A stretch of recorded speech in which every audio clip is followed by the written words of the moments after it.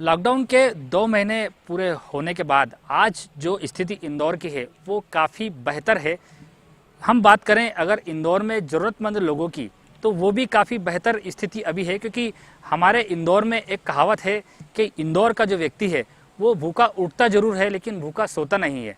वो वही कहावत जो है यहाँ पे चरितार्थ करते नजर आ रहे हैं। हमारे साथ ललित पोरवाल जी हैं जो काफ़ी समय से, जब से लॉकडाउन इंदौर में लगा है तब से भाई साहब आप ये जो कार्य है ये लगातार कर रहे हैं।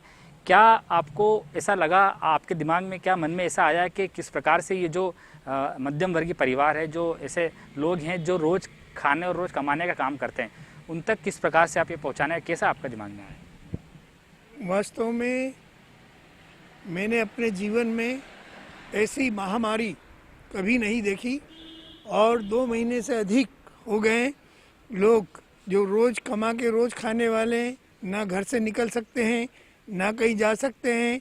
और ऐसे संकट के दौर में जो भी इंदौर वासी हैं, और इंदौर का ये स्वभाव है कि एक लोगों की सहयोग करना, और इसीलिए जिन जिन क्षेत्रों से हमें फ़ोन आते हैं, जानकारी आती है, उन क्षेत्रों में हम door to door social distancing का ध्यान रखते हुए एक एक व्यक्ति को उसके घर पर जाकर राशन उपलब्ध करा रहे हैं। ये राशन जो है लगभग 1 सप्ताह का राशन है और प्रत्येक कोई एरिया फिक्स नहीं है। जहाँ की भी समस्या आती है, जहाँ की भी जानकारी आती है, वहाँ अभी तोड़े से हमारे कने आई थी, वहाँ पर गए, शिवाजी मार्केट से आई थी, वहाँ गए। जहाँ जहाँ से भी लोगों की मांग आती है और हम सोशल डिस्टेंशन का ध्यान रखते हुए एक एक व्यक्ति को 1 to 1 जाके उसको राशन उपलब्ध करा रहे हैं। और वास्तव में यह काम बहुत ही महत्वपूर्ण है कि इसलिए कि संकट के दौर में इंदौर का जो स्वभाव है कि एक दूसरे की मदद करना, उस मदद का पालन करते हुए हम प्रत्येक व्यक्ति के घर घर जाकर उनकी मदद कर रहे हैं। बात करें अपन मदद की, तो अभी तक जो आपने पूरे लॉकडाउन के दौरान कितने लोगों की अभी मदद कर दी होगी? जो आपके पास सामग्री, कितनी सामग्री अभी आप बांट चुके हैं? लगभग जब से लॉकडाउन हुआ उसके 3-4 रोज बाद से जो काम शुरू किया, और 2000 से अधिक पैकेट हम वितरित कर चुके हैं। और वास्तव में हमें ये काम करने में हमारे मन को बहुत प्रसन्नता होती है, क्योंकि ये हमारी जवाबदारी है। मुझे इंदौर के लोगों ने 4 मरतबा कॉरपोरेशन का चुनाव जिताया, उनका मेरा पारिवारिक संबंध है। ऐसे दुख के समय मैं उनकी जो भी मदद कर सकता हूँ, ये राशन के माध्यम से, दवाई के माध्यम से, जो भी मदद हो सकती है उस मदद करने का पूरा प्रयास करता हूँ। और मुझे ये काम करते हुए मन को बहुत प्रसन्नता होती है। अपन बात करें भाई साहब, जो इंदौर में बहुत से हॉट स्पॉट ऐसे हैं, कंटेनमेंट क्षेत्र हैं जो पूरे सील किए हुए हैं, लेकिन वहाँ के भी जो लोग हैं उनको भी, वहाँ से भी अगर कोई मदद के लिए आपके पास फ़ोन आता है तो वहाँ किस प्रकार से करते हैं? क्योंकि पूरा एरिया सील होता है, वहाँ पे पहुँचना काफ़ी मुश्किल होता है, तो वहाँ पे किस प्रकार से मैनेज करते हैं? ये आपने बहुत ही गंभीर प्रश्न किया है, क्योंकि जहाँ पर बहुत सारे अधिक मरीज मिलते हैं, कंटेनमेंट एरिया होता है, पुलिस प्रशासन और चारों तरफ से वो एरिया को सील कर देते हैं, और इसलिए ना हम उस एरिया में जा सकते हैं, और उस एरिया में जाना भी बहुत संकट का कारण रहता है, क्योंकि वहाँ पर बड़ी मात्रा में कोरोना पॉजिटिव लोग मिलते हैं और इसलिए वो किसी को भी संक्रमित कर सकते हैं। ऐसी जगह जब उनकी सूचना आती है, उनकी वो होती है, तो हम उनको बोलते हैं कि आप एक एक व्यक्ति उस एरिया से बाहर आ जाओ, और बाहर आने के बाद थोड़ी दूर पे जहाँ भी संभव होता है हम उनको राशन उपलब्ध करा देते हैं, ताकि कंटेनमेंट एरिया में हम नहीं जा सकते हैं।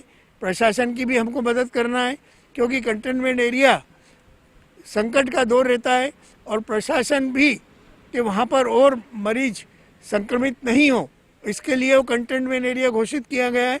इसलिए उसकी सावधानी रख के हम उस एरिया में हम नहीं जाते हैं।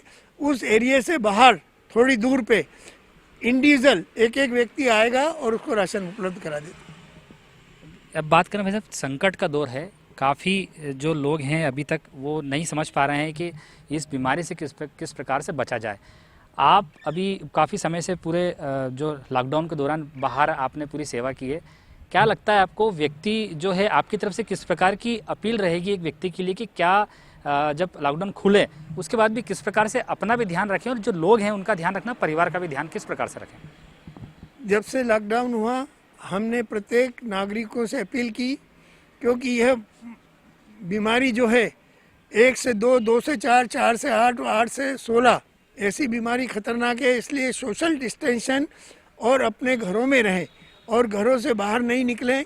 और बाद में भी यदि लॉकडाउन खुलेगा तो शहर में तेज़ी से कोई बड़े समारोह नहीं करें, बड़े कार्यक्रम नहीं करें, क्योंकि यह बीमारी इंदौर में लगभग बहुत तेज़ी से सुधार की ओर है।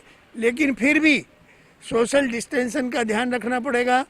और चूँकि सरकार का भी देश का नियम बना है कि प्रत्येक आदमी को मास्क पहनना पड़ेगा, सोशल डिस्टेंशन का ध्यान रखना पड़ेगा और किसी तरह की जल्दबाजी नहीं करें, क्योंकि निश्चित रूप से 2 महीने से अधिक लोग घरों में रहने के कारण परेशान हो गए हैं। व्यापार पूरा बट हो गया है, कामकाज बंद हो गया है। लेकिन फिर भी हमें अपनी सावधानी का ध्यान में रखते हुए धीरे धीरे ये प्रशासन जिस तरह से थोड़ी थोड़ी छूट दे रहा है, और मुझे ऐसा लगता है कि ये महीना ख़त्म होने के बाद भी प्रशासन पूरी तरह से छूट नहीं देगा। बड़े मॉल्स हैं, बड़े सिनेमा घर हैं, जो जहाँ पर पब्लिक ज़्यादा इकट्ठी होती है, बड़े धार्मिक स्थलों पर कहीं भी ये छूट नहीं दी जाएगी। और लोगों ने इसका ध्यान रखना चाहिए कि क्योंकि यदि एक व्यक्ति भी संक्रमित हुआ तो उसका पूरा परिवार प्रभावित होगा, उसका परिवार प्रभावित होगा तो निश्चित रूप से वो सब संकट के दौर में हो जाएगा। इसलिए इस बात का सावधानी रखना चाहिए कि हम सोशल डिस्टेंशन का ध्यान रखें, दूरी से बात करें और भीड़ के अंदर हम नहीं जाएं, क्योंकि निश्चित रूप से हमारी जरा सी गलती के कारण यदि संक्रमित हो गए तो उसके परिणाम बहुत खतरनाक होंगे। ये हमारे साथ ललित पोरवाल जी थे, बीजेपी के वरिष्ठ नेता भी हैं, समाज सेवी भी हैं और काफ़ी अच्छे काम फिलहाल इन्होंने अभी किए हैं। और सबसे अच्छी बात ये रही कि अभी इस स्थिति में इनके पास जहाँ से ही फ़ोन आता है ये स्वयं मतलब किसी को घर पे नहीं बुलाते हैं या भीड़ नहीं लगाते हैं, क्योंकि ये भी खतरे से खाली नहीं होता है। उसके अलावा इनके पास जो फ़ोन आते हैं उस नंबर पे ये वापस कॉल करते हैं, उसका एड्रेस पूछते हैं, भले वो इंदौर में किसी भी क्षेत्र में रहने वाला हो, उसको वहाँ पे जाके ये स्वयं अपनी गाड़ी से जाते हैं और अपने स्वयं जाके और वो उसको राशन वहाँ पे देते हैं। तो एक यही मानवता की जो एक मिसाल है ये ललित पोरवाल जी यहाँ पे दिखाते नजर आ रहे हैं। इंदौर से धर्मेंद्र यादव की report MP news Indore. MP की नब्ज, एमपी का हाल, मध्य प्रदेश की हर खबर एमपी न्यूज टीवी के साथ। लगातार खबरों के लिए सब्सक्राइब करें हमारा YouTube channel MP news TV. Latest updates के लिए बेल आइकन दबाना जरा भी न भूलें।